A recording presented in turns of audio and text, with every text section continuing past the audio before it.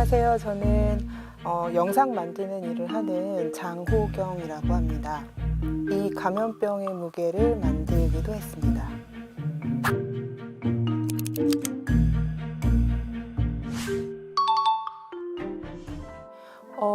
저는 2001년부터 이제 영상 작업을 시작을 했고요. 그때는 이제 제 작업을 바로 시작을 한 거는 아니었고, 이제 장애인 이동권 투쟁을 다룬 그 작품 중에 이제 박종필 감독님이 만드신 버스를 타자라는 작품이 있어요. 장애인 이동권 보고서 버스를 타자라는 제목의 이제 다큐멘터리가 있는데, 이제 그 작업에 참여하는 것부터 해서 이제 작업을 시작을 했고요. 첫 작품은 사실은 뭐 여러 가지가 있는데, 그나마 이제 장편 정도로 얘기할 수 있는 거는 이제 2007년에 이제 만들었던 다시 봄이라는 다큐멘터리인데요.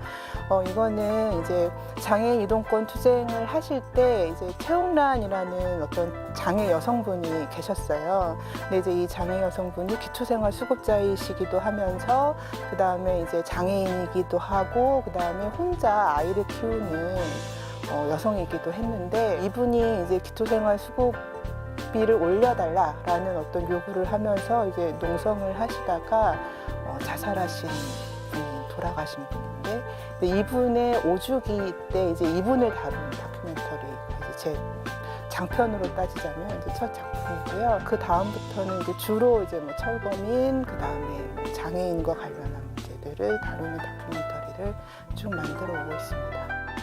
그냥 이거 아주 개인적인 얘기인데, 원래는 영화 감독이 꿈이긴 했어요. 어렸을 때부터 영화 감독이 꿈이기는 했는데, 학교 다닐 때 이제 전공을 하지는 못했고, 이제 뭐 사회 문제와 관련한 다양한 활동들을 이제 대학 시절에 이제 활동들을 했고요. 이제 친구가 요런 다큐멘터리들 만드는 사람이 있는데 한번 같이 해볼래? 라는 어떤 제안을 받았고, 그때부터 이제 그냥 자연스럽게 이렇게 이 길로 이렇게 들어서게 된 것 같아요. 그래서 뭐 사실은 이제 영화가 제가 작업하는 것의 주 목적이라기보다는 이제 이 영화 속에 등장하는 사람들의 목소리를 대변하고 확성기 역할을 했으면 좋겠다. 약간 이런 개념이 더 컸던 것 같아요, 저한테는. 그러니까 저 왜 제가 장애인 문제에 관심이 있는지 저도 잘 모르겠어요. 근데 이렇게 장애인이라는 존재가 저한테 주는 어떤 다양한 문제의식과 고민과 삶 발견하게 되는 것 같아요. 장애인이라는 존재가 저한테는 굉장히 좀 다양한 삶의 발견도 하게 되고, 그다음에 사회를 바라보는 어떤 통로가 되기도 하고, 이제 저한테는 그런 존재인데, 제가 처음에 이제 다큐멘터리를 시작할 때만 해도 독립 다큐멘터리의 주제가 굉장히 한계적이었어요. 뭐 예를 들면 노동과 관련된 것이라든지, 주로는 이제 노동과 관련된 것들이 많았고, 그리고 이제 그때 제가 처음 다큐멘터리를 시작했을 때 새롭게 등장한 사회에 어떤 목소리를 내는 새로운 주체들이 바로 이 장애인들이었거든요. 그때 당시에는 장애인도 있었고, 이주 노동자도 있었고, 뭐 다양한 이제 새로운 주체들이 나오기 시작했는데, 이제 그때 이제 만난 이제 이 장애인이라는 이 주체가 저한테는 좀 의미가 있었던 것 같아요. 그리고 약간 이 사회의 마이너리티로서 갖고 있는 어떤 차별과 억압의 삶들이 이들에게 있고, 그 차별의 삶들을 같이 해결해 나가는데 내가 좀 같이 영상으로 만들었으면 좋겠다, 이제 이런 생각이 많이 들었던 것 같아요. 제일 처음으로는 사실 제가 2009년에 용산 참사를 다룬 그 막루에 올라가서 이제 대책을 마련하라라고 하면서 막루에 올라간 철거민들 중에 이제 5명이 돌아가시고, 그 다음에 이제 그 경찰관 1명이 사망한 이 사건이 있었는데, 그 용산 참사를 다룬 다큐멘터리가 있어요. 제가 만든 다큐멘터리 중에 이제 그 다큐멘터리가 좀 가장 기억에 많이 남고, 최근에는 2015년부터 이제 발달장애인 분들, 그러니까 발달장애인이라고 하면 이제 대체로 지적장애인이랄지 이제 자폐성 장애인이랄지 이제 이런 분들이 발달장애인 영역에 속해 계신 분들인데, 이 발달장애인 분들이 이제 자기 목소리를 내는 활동들을 2015년부터 하시기 시작했거든요. 그래서 이제 이 발달장애인 분들이 자신의 목소리를 내면서 이렇게 변화해가는 과정을 이렇게 쭉 지켜보는 게 요새는 좀 그것이 제일 재미있는 네, 가장 저에게는 좀 의미 있고 재미있는 일인 것 같아요. 달라진 것도 있고 달라지지 않은 것도 있죠. 근데 달라진 거는 아주 세세하게 디테일한 면에서 달라진 것들이 있기는 해요. 예를 들면 이제 주구장창 장애인들이 자신의 어떤 삶을 변화시키기 위해서 요구해왔던 것들이 조금씩 쟁취되어 온 과정들이 있죠. 예를 들면 2001년도부터 시작된 이동권 투쟁으로부터 시작해서 뭐 이제 엘리베이터가 지하철 역사 엘리베이터가 설치되고 저상버스가 만들어지고 장애인 콜택시가 도입되고 뭐 이런 식의 이제 이동과 관련된 이제 것들이 이제 많이 예전보단 좋아졌고요. 그 다음에 좀 활동 지원 제도도 이제 만들어졌고요. 그 다음에 이제 지금은 이제 뭐 탈시설과 관련한 여러 가지 자립생활 권리들까지도 이제 이야기되어지고 있는 것이긴 하죠. 그 다음에 이제 뭐 2012년부터 광화문에서 장애등급제 폐지, 부양제 폐지 이제 농성을 5년간 했었는데, 이제 이 5년간의 농성을 통해서 장애등급제 폐지는 이제 뭐 아직 뭐 이게 완성되진 않았지만 장애등급제 폐지로 가는 흐름들을 가고 있고요. 폐지됐다고 얘기는 하죠. 또 실제로 복지부에서는 이렇게 이제 디테일한 면에 있어서 조금씩 변화되어 가고 있는 거는 사실이기는 해요. 근데 이제 변하지 않은 거는 여전히 이렇게 주구장창 요구를 해야 들어줄까 말까 하는 상황이다라는 거죠. 이 복지 체계 내에서 혹은 사회 시스템 안에서, 그 다음에 사회적 인식 안에서 장애인의 삶을 바라보는 것이 이 가난한 사람들이나 장애인의 삶을 바라보는 인식이 바뀌었냐라고 하면 그거는 아직은 바뀐 것이 별로 없다. 여전히 시혜적이고 여전히 동정적이고 자녀적이고 이렇게 뭔가 다 이루어진 다음에 그 다음에 뭔가 해줄까 말까 좀 기다려봐 약간 이런 식의 태도들은 아직도 좀 여전한 것 같다 이런 생각이 듭니다.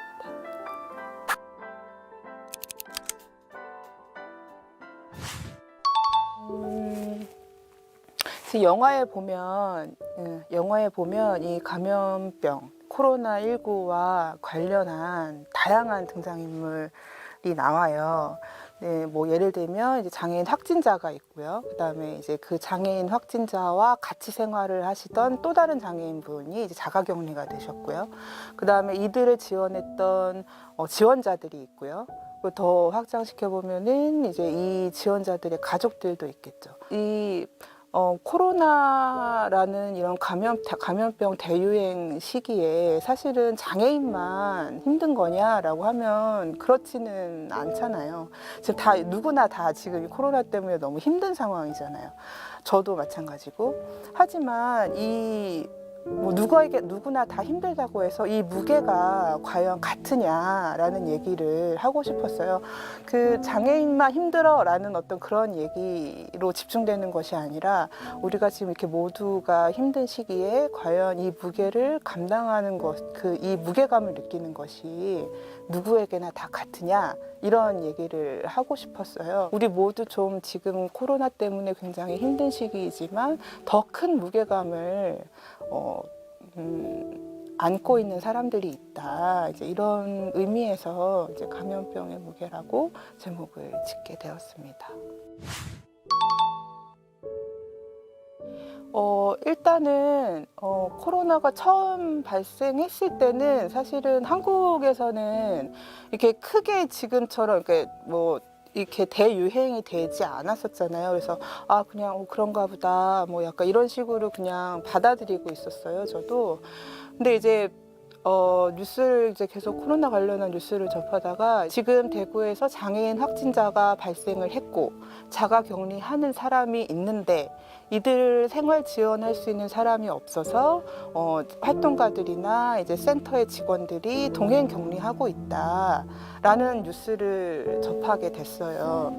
그래서 이거는 좀 기록을 해두어야겠다라는 어떤 강력한 생각이 들어서 가게 됐는데 그런 이유는 뭐냐면은 이제 몇 년 전에 이제 포항이나 대구 경북에서 일어났던 이 지진 때 장애인들이 아무런 대책 없이 그냥 그 대책 없이 그 지진을 겪었다라는 이 이야기들을 굉장히 많이 들었거든요. 근데 이제 그때는 이제 물리적 거리도 있고 이제 워낙 순식간에 일어난 일이라 그것과 관련한 기록을 해두지를 못했어요.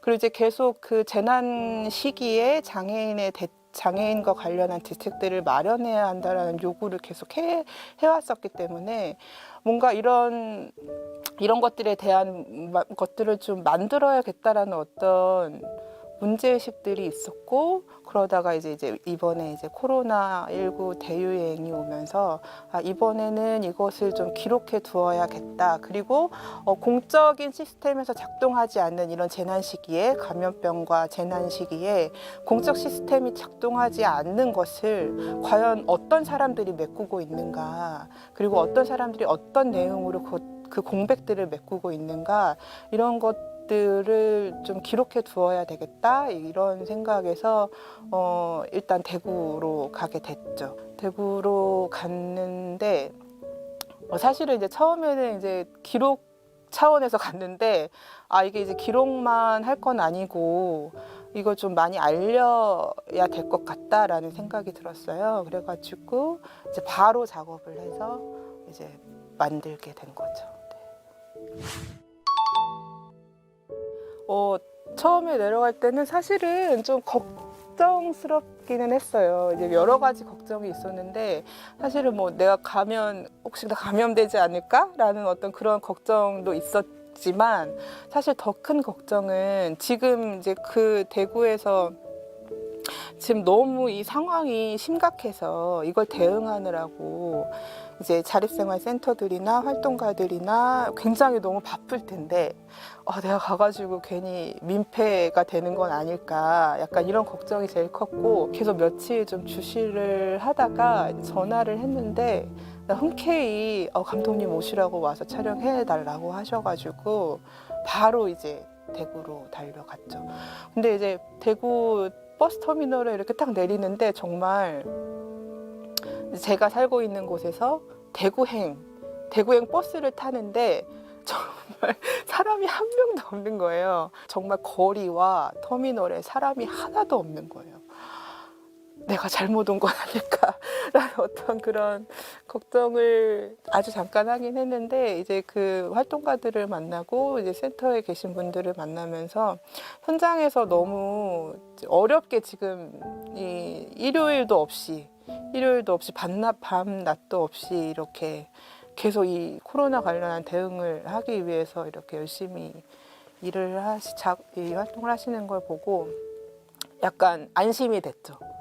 뭐 여기서 이 사람들도 있는데 나도 뭐 될까? 뭐 그냥 괜찮겠지? 뭐 약간 해서 오히려 도착하고서는 별로 그런 게 없었고 갈 때까지 약간 걱정이 뭐 있긴 했죠. 네. 일단 지금 제가 담고 싶은 거는 확진되신 분들과 자가격리 들어가신 분들의 일상을 좀 담고 싶은데 저도 접근을 할 수가 없는 거예요. 아무도 접근을 할 수가 없는 거죠. 그분들의 일상을 담을 수가 없는 거예요. 조그만 카메라라도 이제 좀 집어넣어서 좀 촬영해 주시라라고 부탁을 할까 해도 이제 대부분 장애인 분들이시고 이제 또 지원하고 있는데 뭔가 약간 좀 폐가 될 것 같아서 그런 부탁도 사실은 못 하겠고, 그래서 이 자가격리 중이신 분들을 담기가 어렵다는 게 좀 제일 이제 힘든 일이었고 자가격리 해제되고 나서 이제 뭐 인터뷰를 하거나 일상을 촬영하기는 했는데 이제 그런 아쉬움들이 이제 좀 있었고 어려운 점이었죠. 그 마지막에 보면 이제 그 경숙 씨 이제 상황이 나오잖아요. 경숙 씨는 이제 어떤 분이시냐면 이분 자체도 중증 장애인이신데 어머니가 이제 치매에 걸리신 거예요. 치매 노인과 같이 이제 사시는데 어머니가 이제 그 다니시던 주간보호센터에 이제 확진자가 생겨서 어머니가 자가격리 대상이 되신 거죠. 어머니가 자가격리 대상이 되었고 어머니가 만약에 확진이 된다면 같이 살던 송경숙 씨도 자가격리 대상이 될 것이고 이런 것들이 막 혼재되어 있는 상황이었어요. 지금 근데 이때가 언제였냐면 제가 이제 촬영을 다 마치고 이제 대구에서 떠나려고 하던 날에 이 상황이 생긴 거예요. 그래가지고 처음에 이제 그 심각하게 막 전화가 와가지고 이 송경숙 쌤 어머님이 이 확진자가 생겼다는데 자가격리라는데 그러면 우리 어떻게 해야 되냐 이제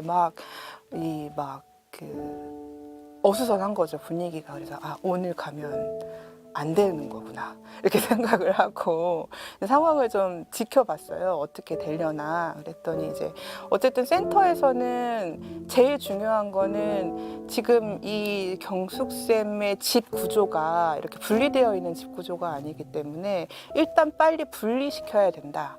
라는 게 이제 일단 기본적인 거였어요. 근데 이제 이 경숙 씨는 이 어머니를 두고 갈 수가 없는 거예요. 집을 떠날 수가 없는 거예요. 그래가지고 일단 이 공간을 분리시키고 활동 지원사도 같이 분리시키고 이 활동 지원사도 사실 위험 요소인 거잖아요. 위험의 어떤 순간인 건데 이분이 다른 장애인분들도 지원을 하고 있는 거예요. 다른 사람들을 지원하고 있으신 분들이기 때문에 총체적인 위험의 순간이었던 거예요.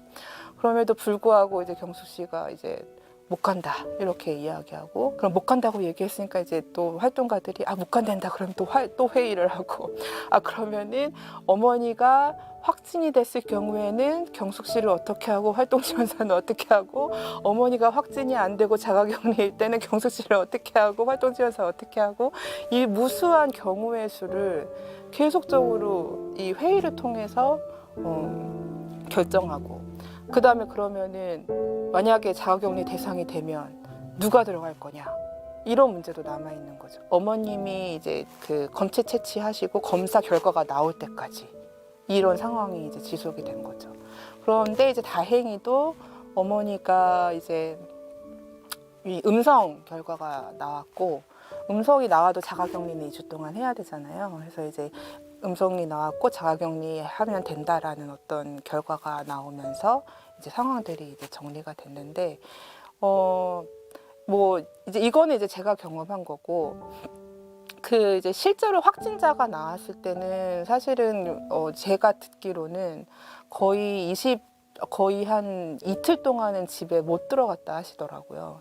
몇몇은 집에 못 들어갔다 하고 대구시랑 이제 계속 소통하면서 어디 대책을 마련을 하고 대구시에서도 대책이 없는 상황에서 이제 이 확진자가 발생한 자립생활센터의 이제 활동가들의 이야기를 들으면서 이제 대책을 마련하는 이제 그런 상황이었더라고요. 저는 좀 이 활동가들에 대한 경외감이 좀 컸어요. 굳이 하지 않아도 되는 일이거든요. 그런 일들은. 그러니까 뭐 보통 센터들은 어떠냐면 그냥 휴가 나고 말아요. 휴가 나고 오지 마세요. 그다음에 이제 그분들을 어떻게 되든 뭐 신경 안 쓰는 거죠. 휴가 나면 되니까. 근데 이제 그런 것이 아니라 장애인들이 어쨌든 지역사회에서 살아가는 일상 하나하나를 이 사람들이 챙기고 있고 그리고 이 사람들이 있기 때문에 사실은 이분들이 지역사회에서 살아갈 수 있게 되는 거구나 라는 어떤 그런 생각이 들었어요. 그래서 참 대단하다, 훌륭하다 이제 활동가들을 보면서 이제 그런 생각이 들었죠. 저는 사실은 뭐 이 영화를 만들면서 이 장애인과 관련한 직업군 예컨대 이제 뭐 지원하는 어떤 지원 기관에 있는 분도 있을 거고요. 아니면은 뭐 공무원들이 있을 거고요. 그다음에 제도를 마련하는 사람들, 제도를 고민하는 보건복지부랄지 질병관리본부랄지 이렇게 제도적으로 고민하는 어떤 이런 사람들이 있을 텐데 이런 분들이 좀 봤으면 좋겠다 이런 생각이 좀 제일 크긴 했어요. 왜냐면은 이분들이 장애인과 관련한 업무들을 하고 있지만 사실은 장애인들의 일상이 어떻게 구성되어 있는지를 잘 모르세요. 잘 모르시고 그다음에 잘 모르기 때문에 내놓는 대책도 정말 얼토당토 않은 대책들이 있는 경우도 있고 불필요한 대책이 있을 수도 있고 뭐 이런 상황인 거예요. 그리고 특히 코로나와 관련해서는 아무런 대책이 없었기 때문에 그때 당시에는 처음에 이제 대구에서 사건이 터졌을 때는 이거 봐라 너희가 놓친 곳에서 이렇게 이 장애인 당사자와 장애인 당사자를 지원하는 사람들이 너희가 놓친 곳에서 이렇게 고군분투하고 있다. 이런 것들을 좀 전달하고 싶었어요. 그래서 그런 분들이 좀 꼭 봤으면 좋겠다 이런 생각이 들었고, 그래서 나중에 이제 6월에 이제 보건복지부에서 이제 코로나 관련한 이제 장애인 대응 매뉴얼을 이제 만들었거든요. 6월에 보건복지부에서. 근데 이제 이 보건복지부에서 대응 매뉴얼을 만들 때 이 대구에서 실제 경험한 장애인 당사자와 지원자들과 의료진들의 의견을 많이 들어서 대응 매뉴얼을 만들었다고 하긴 하더라고요. 그렇게 대응 매뉴얼을 참여에 의해서 만들었다는 게 다행이긴 하지만 어쨌든 저는 이제 그런 분들이 좀 이런 영상을 좀 봤으면 좋겠다라는 생각이 많이 들었어요. 네.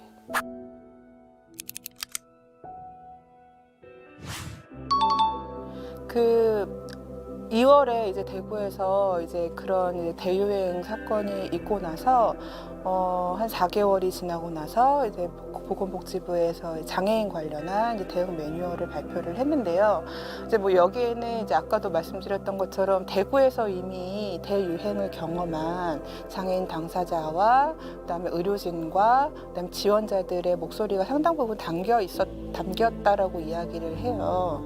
그래서 뭐 그 대응 매뉴얼에는 뭐 예를 들면 첫 번째로는 이제 정보 접근 관련한 거예요. 그래서 뭐 청각장애인 경우에는 이제 수어 통역이나 이제 문자 해설 등의 어떤 정보를 제공하는 거랄지, 발달장애인과 관련해서는 그림으로 이제 정보를 제공하는 거랄지, 장애 유형에 맞춰서 정보를 제공하는 방식. 그 다음에 이제 뭐 선별 진료소나 이제 병원이나 뭐 자가격리 장소나 생활치료센터로 이동할 때 이동 지원. 그 다음에 이제 뭐 생활치료센터나 이런 데 활동 지원과 관련한 것들이랄지 이런 여러 가지 대응 매뉴얼이 이제 마련이 됐다라고는 하더라고요. 사실은 이 매뉴얼만 생겼다고 해서 이것이 이제 현장에서 바로 적용되는 것은 아니고 이제 어떻게 이것이 지침으로 마련돼서 적용되어 갈 건가는 좀 지켜봐야 할 문제인 것 같고요. 대응 매뉴얼만 만든다고 되는 것은 아니고 실제로 이제 현장에서 적용될 수 있도록 이렇게 강제해내는 것까지 보건복지부가 해주면 좋은데 매뉴얼 만들었어, 우리 할 거 다 했어 이렇게 끝나버릴 가능성이 지금 많이 보여서 우려스러운 상황이긴 하죠. 저는 이런 이제 재난 시기에 정부가 대책을 마련하는 데 있어서 가장 우선적으로 생각하는 것이 어떤 사람들이냐라는 거를 볼 필요가 있다고 생각해요. 제 생각에는 이런 것들을 대책을 마련할 때는 굉장히 정상가족의 중산층의 비장애인 중심의 어떤 그런 대책이라는 거예요. 그래서 저는 사실은 이런 대책들을 마련할 때는 이렇게 대책 공적인 시스템에서의 지원이 없으면 살아갈 수 없는 사람들을 우선적으로 대책을 마련해야 된다라고 생각을 해요, 저는. 근데 이제 지금은 사실은 이런 재난과 관련했을 때는 보편성이라는 이름으로, 합리성이라는 이름으로 되게 배제되고 있는 거죠, 그 분들은. 그래서 그런 데서부터 저는 이제 문제가 시작된다라고 생각해요. 제가 이제 인터뷰를 했을 때 이제 그 어떤 분이 그런 말씀을 하셨어요. 제가 이제 똑같은 질문을 했거든요. 아, 코로나가 장애인을 얼마나 더 힘들게 만드나요? 뭐 약간 이런 식의 질문을 했을 때 그분이 어떻게 말씀을 하셨냐면 코로나라고 더 특별히 힘든 건 없어요 라는 거예요. 그러니까 사실은 장애인의 삶은 항상 힘들다는 거죠. 항상 힘든데 코로나라고 뭐 물론 더 힘들긴 하지만 이것이 더 특별히 힘든 일은 아니다. 장애인의 일상 자체가 힘든 일이다라는 말씀을 하셨어요. 그래서 그렇군요. 제가 또 잘못 생각했군요. 이렇게 다시 생각을 했는데, 그러니까 이제 일상적으로 힘들기 때문에 이 장애인들의 삶이라는 것이 일상적으로 힘들기 때문에 뭐 코로나 시기라고, 그다음에 우리 언론에서 그런 거 많이 보잖아요. 뭐 장애인의 날 때 되면 장애인 어떻게 살고 있나요? 그다음에 뭐 여름 되면 쪽방에 있는 사람들 얼마나 힘든가요? 더운가요? 뭐 연말연시 되면 우리 가난한 사람들 어떻게 사나요? 약간 이런 식의 어떤 시기별로 반짝반짝 그들을 바라보기만 하는 거죠. 사실 그들은 1년 365일을 사는 사람이고 그 1년 365일을 그렇게 힘들게 그런 이제 그런 삶 속에서 살고 있는 사람들인 거죠.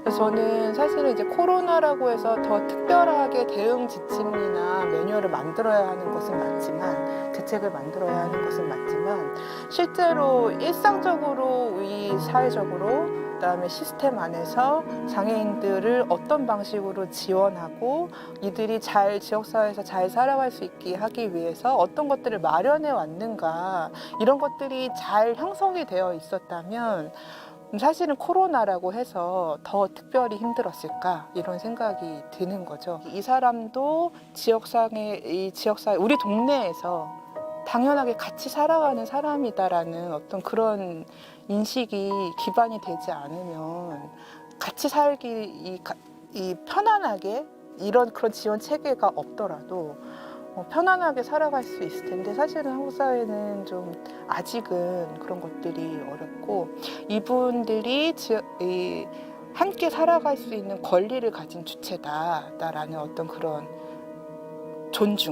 그들에 대한 존중, 이런 것들이 필요하다.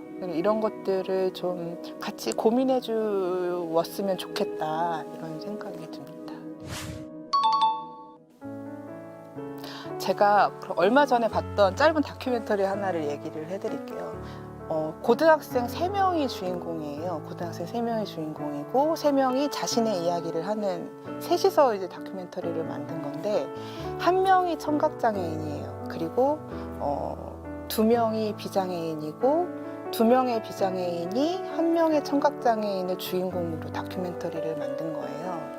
근데 이제 거기에서 이제 이 만든 친구들이 이제 이야기를 하는 거죠. 나는 사실은 얘가 청각장애가 있지만 장애라는 거를 인식을 못하고 살았어. 장애가 있다라는 걸 인식을 못하고 살았어. 다르지 않다라고 생각했어.